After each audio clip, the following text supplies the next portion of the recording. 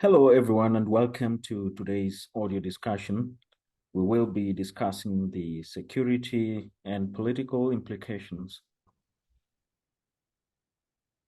Hello, everyone, and welcome to today's audio discussion. We will be discussing the security and political implications of the recent extension of the transitional period in Burkina Faso.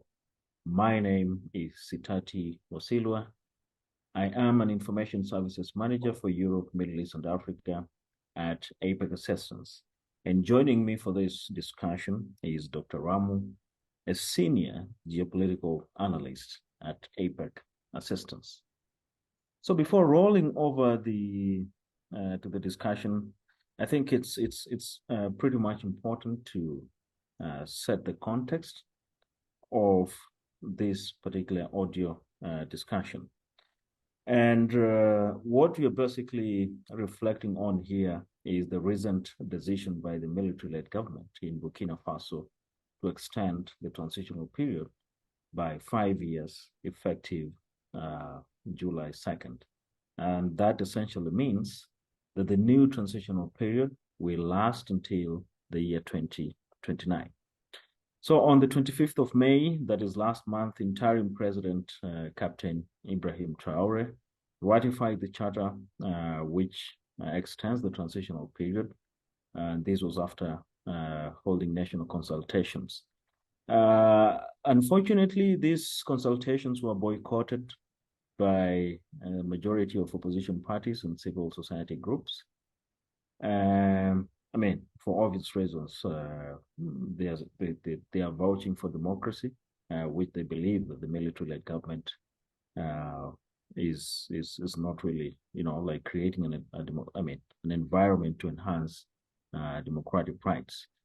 But according to the new transition charter, transitional elections could be held before the end of the 5 years, that is before 2029, if the security situation improves.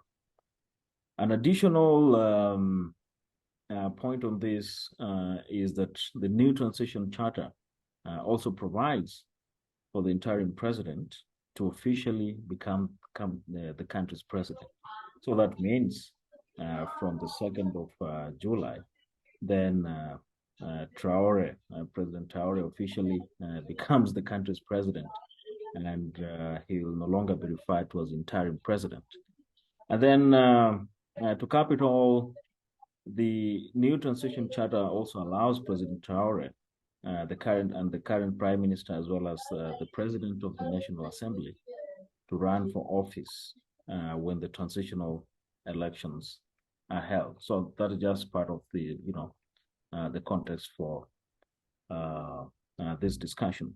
But before I invite my colleague Dr. Ramu also to offer a few insights on this briefing, it's critical to mention the factors which occasioned the extension of the transition, starting with insecurity. Insecurity still prevails in Burkina Faso, and this is highlighted by the threat of terrorism, which is prevalent.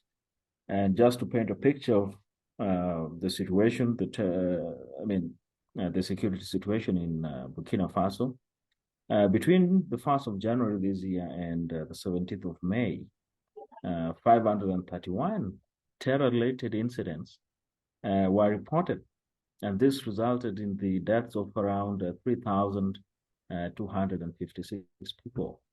That's quite a high number.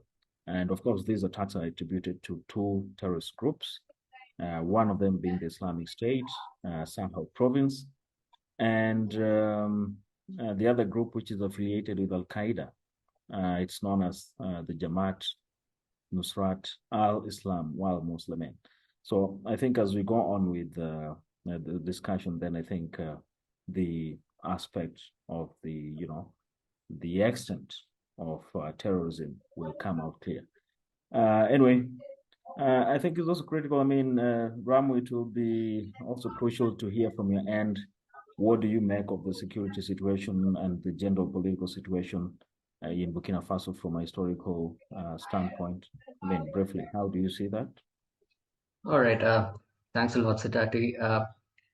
Yeah, so when we talk about Burkina Faso, we need to first uh, geolocate its position in the Sahel region, which is mostly along the purchased belt. I mean, among other countries like Niger, like Guinea, and Mali, which has undergone military coups d'etats in the recent decade. But at the same time, compared to these countries, Burkina Faso, even when it comes to the development levels and also in terms of the Human Development Index, actually ranks much below its compatriot purchase countries. So just to look at the history of coups that have happened in the country over the last 10 to 15 years. So maybe correct me if I'm wrong, but I think the country has gone through around 3 or 4 coups since maybe Yeah, 2014. Yeah. So yeah, that's yeah, true. it all started with in 2014. There was a disruption in this long-term stability that was brought about by President Blaise Compaore, who was ousted, from after 27 years in power, following a widespread protest against his attempt to amend the constitution and extend his rule. And Compaore fled to Cote d'Ivoire, like the Ivory Coast, and an interim government was established, led by Michel Cafando as president and Isaac Zida as prime minister. Then the following year, again, members of the Presidential Security Regiment, the RSP, who were loyal to Compaore, staged a coup against the transitional government. The coup was short-lived, perhaps due to strong domestic and international condemnation of the event. And loyalist forces restored the transitional government within a week, and the coup leader, General Gilbert Diendere, was arrested. So after 2015 coup, the next major usurping of power happened in 2022, especially in January, when military officers led by Lieutenant Colonel Paul Henry Santiago seized power, citing the government's failure to effectively address the escalating insurgency, jihadist insurgency that has been mostly like been waged by what Sitati had already mentioned, like groups affiliated with the ISIS, the Islamic State, as well as Al Qaeda. And the outcome of this coup was President Roch Marc Christian Kabore was detained and the constitution was suspended. Santiago declared himself head of state and promised to restore security and order. However, immediately after this coup, there was a counter coup in September of the same year, in 2022, when another group of military officers who were dissatisfied with Santiago's handling of the security situation staged a coup against him. So Captain Ibrahim Traore emerged as the new leader, promising to continue the fight against insurgent groups and restore stability. So currently, the transitional period has been extended by Captain Traore himself, uh, mostly like citing the problem of fighting the Islamist insurgency that has been wreaking havoc in that entire cradle of instability. Just to talk about terrorism in particular, like I don't need to explain much because Sitati has already like given a very broader perspective about what is the current challenge in vis-a-vis terrorism that the country is facing. But just to highlight a particular aspect, so as per the Global Terrorism Index, Burkina Faso suffered the worst impact from terrorism, with deaths increasing by 68%, despite the attacks or the number of incidents decreasing by 17% in the past year, in 2023. And this is very much in consonance with the shifting of the epicenter of terrorism from the traditional Middle East, North Africa region into the central Sahel region of sub-Saharan Africa, which now unfortunately accounts for over half of all the deaths from terrorism. So yeah, I mean, I don't wish to take away too much time in terms of mostly like maybe saying almost the same thing what Sitadi had already mentioned in terms of highlighting the challenges that the country is facing in terms of fighting the Islamist insurgency. So maybe like let's just set the ball rolling and move onward to see how the current military government how it is staying in power in terms of by positioning itself as closer to the Russian defense and security establishment, as opposed to how the country has always had French troops patrolling the region, and how this entire transition from basically checking out the French and inviting more Russian defense partners into the country has helped the military government get legitimacy or sustain itself in power. So over to you, Sitati, to offer some perspectives on this particular and thematic discourse. Yeah, thank you very much, Ramu. I mean, those are pretty much interesting views that you brought up as far as the country's security and political stability situations are concerned. And just to reiterate, it will not be a surprise, I mean, if additional coups, additional coup attempts take place in future. And I think just to paint a finer picture of it, last year, if I can recall, we had a coup attempt against President Traore. And I mean, unfortunately for a country like Burkina Faso, which has had numerous coups, the military is divided. So those divisions and the different factions within the military, obviously, having allegiances to different military leaders, then it's a recipe for additional coup attempts in future. And on terrorism, I mean, you've covered it pretty well, and this is where Russia comes in, and this is also where the alliance of the Sahel states come in. So the extension of the transition period, how we are looking at it is from the standpoint that it will give an opportunity to President Traore, to stay in power for at least a few more years going forward, and this implies that he'll have, the opportunity to further strengthen defense, security, and economic cooperation with Russia. That has been happening since he came into office in September 2022. And to explain it further, I mean, around 100 Africa Corps military instructors, these are Russian military instructors, were deployed in the capital, Ouagadougou, in late January. And we are anticipating that an additional 200 instructors will be deployed in the country in the course of this year.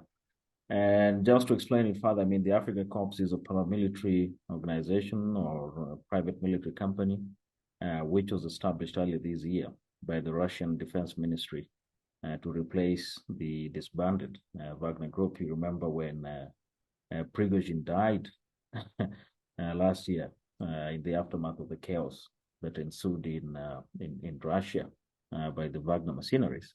Then the group was disbanded, and now you have the Africa Corps.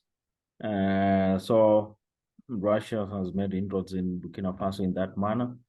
But then again, what makes it even more interesting is the fact that for Traore staying in power, and then it increases the chances of Burkina Faso for striking the formalization of the Alliance of Sahel States regional bloc.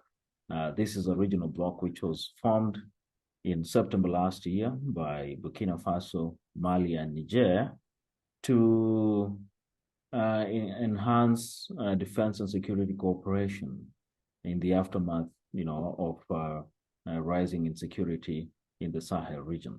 So those will be interesting, implications that could arise from the extension of the transition period. But even more interesting will be the implications for businesses, which I think, Ramu, you may be having some pretty interesting ideas on how this extension is likely to affect businesses which are currently operating in Burkina Faso, or those ones which are intending to pitch camp or establish their commercial interests in the country as well. What do you have to say? Yeah, right. So it's the risk to businesses, be it businesses with operations in the country or scheduled transits or travels in the country. It's a lot contingent on how uh, even counter-terrorism or counter-insurgency operations will proceed now on. Between uh, let's say like the security personnel belonging to the Burkinabe security forces, as well as Russian security forces, or even mercenary forces that are allied with Russia, like for example the Wagner Group, which is still a little dubious, like to its existence after Wagner's boss's death. However, I feel like the state of flux, in terms of the extension of the military transition period, may see an increase in violence, especially by jihadist groups in the hinterlands of the country. And the ongoing conflict and the instability could lead to heightened violence, targeting perhaps both local as well as foreign businesses. Terrorist groups may exploit the extended military rule to intensify their attacks, making it riskier for businesses as well as their personnel.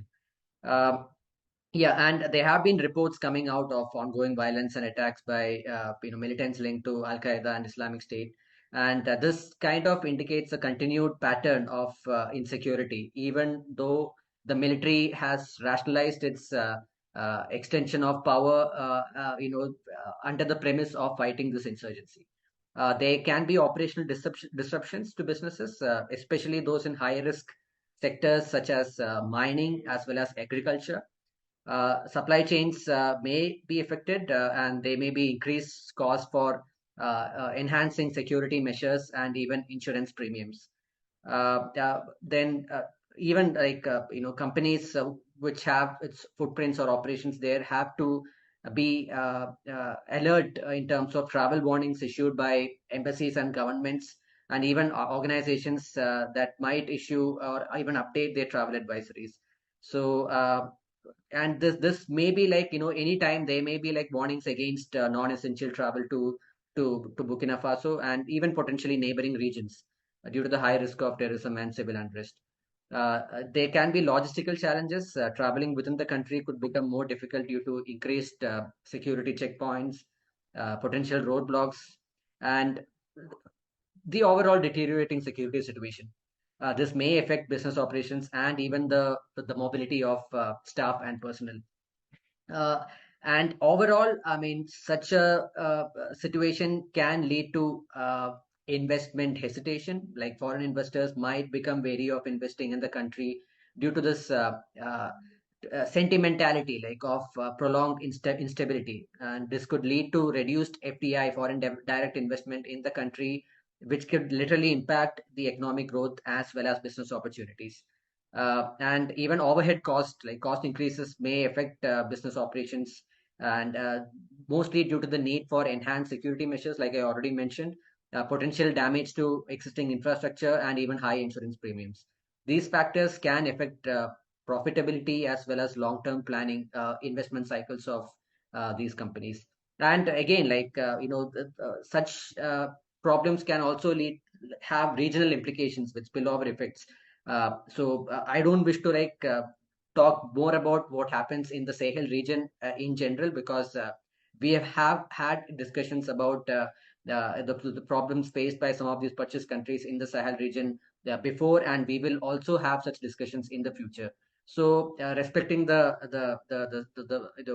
time constraint of this discussion, Sitati, why don't you, Hmm. if you have any additional points to offer in terms of how the risk to businesses are going to pan out, please, I Yeah. mean, like, I would love to hear more perspectives, or like, if you feel like it's time to wrap up the discussion, please feel free to do so. Over to you, please. Yeah, I mean, thank you very much, Dr. Ramu. I think before we call it a day, I'll just have a few maybe points to or issues to reiterate as far as the risks for businesses in Burkina Faso are concerned.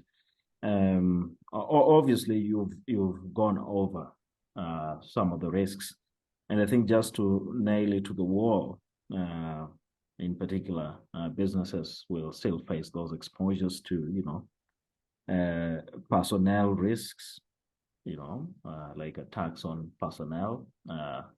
Are still, there's a very high possibility for that, especially in areas and regions beyond the capital, Ouagadougou.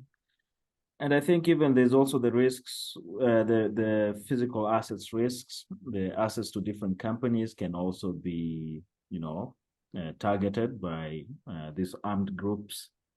Reputational risks, financial risks are also imminent if the situation worsens or if the necessary security measures are not put in place.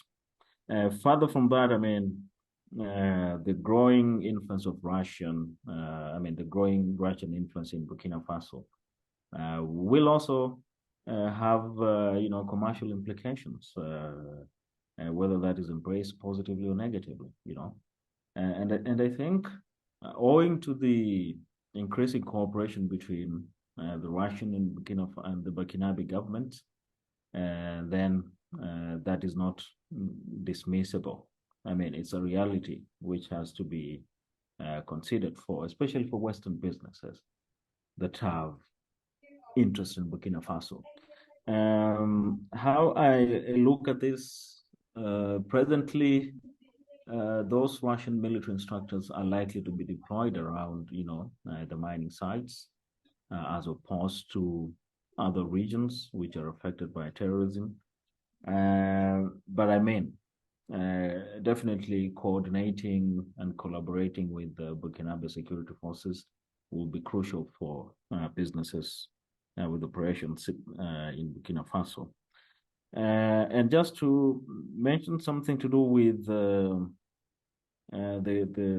surging or the prevailing threat of terrorism, Burkina Faso has tried to come up with different strategies. Among them, recruiting more soldiers, also, volunteers to fight alongside the security forces. That we cannot really rule out that that sort of strategy has not really worked out, but I think there are challenges to that. You look at the Burkinabe soldiers and police units, they still have limited capabilities and capacity constraints. They are poorly equipped, Burkina Faso is one of the world's poorest countries, and that obviously has an implication on the funding of these armed forces. And then even the volunteers for the defense of the homeland. These are the volunteers who fight alongside the security forces. They are neither better equipped nor professionally trained, despite numbering almost 100,000. And also a crucial factor, which I think you mentioned, and I'll take this opportunity to reiterate that. The terrorists are also expanding the operational reach, and influence, not just in Burkina Faso, but across the Sahel region. So you have lots of, the illicit flow of arms across the region and the armed groups as well. So with that, I think marks the end of this briefing today. I don't know if you have any closing remarks. If not, maybe for businesses intending to operate in or set businesses, activate their businesses in Burkina Faso, or those which still currently operate, have operations in the country, they should not hesitate to reach out to APAC assistance. We will certainly help them with bespoke and comprehensive risk analysis, and enable them to understand, the risk and political environment of Burkina Faso going into the future. With that, unless you have any closing thoughts, Ramu? It's good on my side. Okay.